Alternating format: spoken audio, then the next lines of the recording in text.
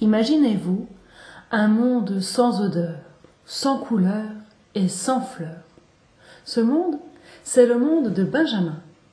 Benjamin, c'est un petit garçon qui habite au sommet de la plus haute tour, en haut, tout en haut, dans le dernier appartement. Il habite là avec sa grand-mère et ses frères. Benjamin, lui, ce qu'il aime le plus au monde, ça n'est pas écouter la radio, ça n'est pas regarder la télévision. Non, ce que Benjamin aime plus que tout au monde, c'est écouter les histoires de sa grand-mère. Le soir venu, Benjamin s'installe sur les genoux de Mamie. « Dis, Mamie, tu me racontes comment c'était avant? Tu me racontes le temps des fleurs ?» « Le temps des fleurs, Benjamin. Moi, les fleurs, je ne les ai pas connues. C'était des histoires que l'on me racontait. Ça ressemble à des petits soleils de toutes les couleurs. » Des soleils de toutes les couleurs, ça n'existe pas, c'est n'importe quoi. Et le grand frère de Benjamin monte dans sa chambre.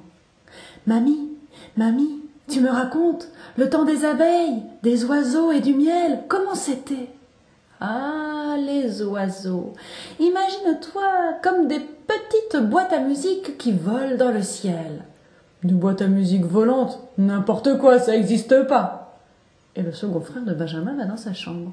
« Mamie, le miel, c'était comment ? » Les abeilles, c'est comme autant de petits bijoux ronbissants. Et le miel, c'est comme du soleil qui te coule dans la gorge, ce que l'on met le matin sur les tartines. N'importe quoi, c'est des histoires pour les bébés, c'est des histoires pour les enfants comme Benjamin. Et le dernier frère de Benjamin va dans sa chambre. Mamie, pourquoi les fleurs, elles sont parties ? Ah, Benjamin, il y a très longtemps, les fleurs recouvraient le monde entier. Il y a très longtemps, il y avait des champs de fleurs à perte de vue. Et puis un jour va savoir pourquoi, les hommes ont commencé à ne plus se parler, à ne plus avoir le temps. Ils ne sont plus dit bonjour le matin dans les escaliers. Ils n'échangent plus de nouvelles. Au lieu de se saluer, ils grognent, ils sont pressés. Ils ont construit de longs bandeaux, de longs rubans de noir, de béton qui se perdent à perte de vue. Des routes pour aller toujours plus vite, toujours plus loin, toujours tout droit. Pour aller vers où, pour aller faire quoi, on ne sait pas, mais surtout sans s'arrêter. Et puis, un jour, les hommes se sont enfermés les uns sur les autres dans de grandes maisons sans jardin. Et ils ont commencé à ne plus se supporter, à ne plus se parler. Alors ils ont continué à creuser la terre pour en extraire du fer et des minerais avec lesquels ils ont construit des armes et des canons. Et les hommes ont commencé à se faire la guerre. Alors les fleurs, une nuit, en ont eu assez. Une nuit, les fleurs se sont réunies, puisque les hommes ne prennent plus le temps de nous regarder, puisque les hommes nous piétinent, retournent la terre sur laquelle nous poussons. Nous allons leur montrer combien leur cœur est devenu froid et sec, et nous allons nous en aller. Et cette nuit-là, Benjamin, les fleurs ont disparu. On ne les a plus jamais revues. Et depuis ce temps-là, le monde est sans odeur, sans couleur et sans fleurs. Mais mamie, les fleurs, elles reviendront jamais alors ? Oh, Benjamin, l'histoire raconte que les fleurs ne reviendront que le jour où un enfant qui aura su grandir en gardant son cœur d'enfant, en croyant au pouvoir des histoires, ira les chercher. Mais tout cela n'existe pas, ça ne sont que des histoires. À présent, il est temps d'aller te coucher. Cette nuit-là, Benjamin reste les yeux grands ouverts dans son lit. Il entend sonner à l'horloge les 12 coups de minuit. Au 12e coup, sans faire de bruit, Benjamin se faufile hors de son lit. Dans le noir, il enfile ses chaussons, ses préférés, les jaunes à tête d'ourson. Sans faire de bruit, il enfile son blouson, celui qui lui tient bien chaud, le bleu à capuche. Sans faire de bruit, il sort de l'appartement, descend les escaliers et se retrouve dans la nuit grise et dans les rues noires. Benjamin, sans plus attendre, se met en chemin. Il se met à courir afin de ne pas se faire rattraper avant le lever du jour. Il court droit devant lui sans s'arrêter. Et il a marché ainsi pendant longtemps, traversant des villes toutes plus grises les unes que les autres, marchant la nuit et se cachant le jour. Mais à force de marcher, il s'est rendu compte que ses chaussons jaunes à tête d'ourson sont trop serrés et l'empêchent d'avancer. Alors il les abandonne sur le chemin et continue sa route, encore droit devant lui, dormant le jour, marchant la nuit, dans des villes grises et des rues noires, toutes plus tristes les unes que les autres. Mais à force de marcher, il s'aperçoit que son blouson le gêne. Il est trop serré, il l'empêche de respirer, alors Benjamin écarte les bras et laisse tomber le blouson derrière lui. Et il continue d'avancer, libre. À force de marcher, Benjamin a fini par arriver nulle part, tout au bout du monde. Tout au bout du monde, il n'y a rien. Rien qu'une grande étendue d'herbe grise qui ondule sous le vent, et au milieu de cette herbe grise, une grande montagne qui se dresse vers le ciel noir et menaçant.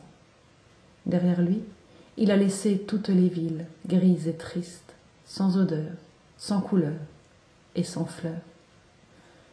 Benjamin avance et il s'approche de la grande montagne. Mais cette montagne est si grande, si grande, si grande qu'il ne peut en faire le tour.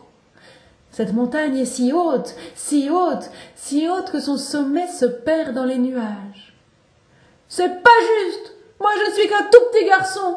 J'ai marché pendant des jours et des nuits sans m'arrêter, j'ai marché sans jamais m'arrêter, et à présent mon chemin est arrêté et bloqué par cette montagne, ça n'est pas juste !» Et de colère, Benjamin donne un grand coup dans le flanc de la montagne. La montagne se met à grincer. Un rocher se met à rouler et une marche apparaît dans le flanc de la montagne. Et une deuxième, une troisième, et encore une, un escalier. Benjamin se met à gravir les échelons un par un. Il grimpe les degrés, mais il est fatigué. Il a marché si longtemps qu'épuisé, au milieu de l'escalier, il s'arrête. Il s'accroche au flanc de la montagne, se blottit contre la roche. Et cette nuit-là, le vent a soufflé comme jamais il n'avait soufflé. Le vent a soufflé comme s'il voulait arracher le petit garçon du flanc de la montagne.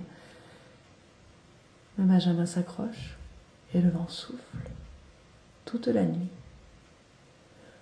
Le lendemain matin, quelque chose de doux et chaud comme une caresse de maman fait ouvrir les yeux du petit garçon, doux et chaud sur sa joue. Une délicieuse odeur de miel flotte dans l'air, une odeur jaune et sucrée, ainsi qu'une petite musique.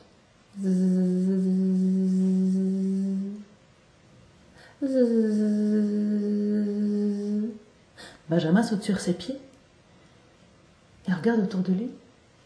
Il est arrivé au sommet de la montagne. Il grimpe les dernières marches et il les aperçoit. Des fleurs à perte de vue, des fleurs de toutes les couleurs. Et au-dessus volent des abeilles, des oiseaux, des papillons qui avaient suivi les fleurs lors de leur disparition. Et il y a du soleil qui brille comme jamais Benjamin n'en a vu.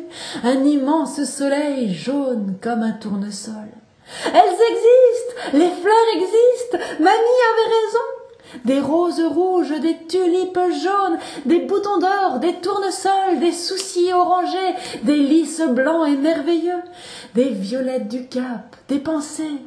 Benjamin court parmi les fleurs et les cueille par brassées entières. Il en met dans ses poches, il en met dans son t-shirt, il en met dans ses chaussettes, dans son pantalon, il en met partout où il peut dans ses chaussettes. Les fleurs existent! Et les bras remplis de fleurs, il redescend les escaliers en courant. Mamie avait raison!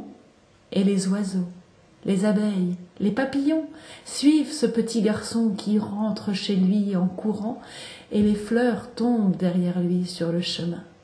Et partout où les fleurs tombent, les fleurs se remettent à pousser. Lorsque Benjamin arrive chez lui, au pied de son immeuble, il crie « Mamie, tu avais raison, les fleurs existent !» Il monte les escaliers 4 à 4, il toque à la porte « Mamie, mamie, j'ai trouvé les fleurs, ça n'était pas une histoire !» C'est sa mère qui lui ouvre. « Benjamin, c'est toi, mon garçon? Comme tu as grandi, te voilà devenu un homme à présent. Je te reconnais à peine. Et les fleurs, tu as ramené les fleurs. Ça n'était pas qu'une légende, elles existent réellement. Ta grand-mère serait fière de toi si elle te voyait aujourd'hui.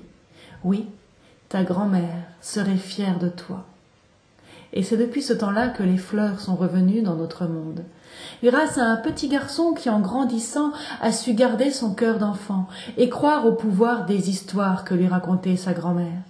Car dans toutes les histoires se cache une petite graine de vérité. Il suffit de savoir la trouver. Les fleurs, depuis ce temps-là, ne sont plus jamais parties de notre monde.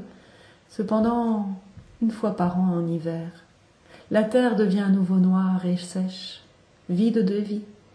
Les fleurs se cachent sous la terre, afin de rappeler aux hommes combien un monde sans fleurs et sans couleurs est triste. Mais heureusement, les fleurs reviennent à chaque printemps.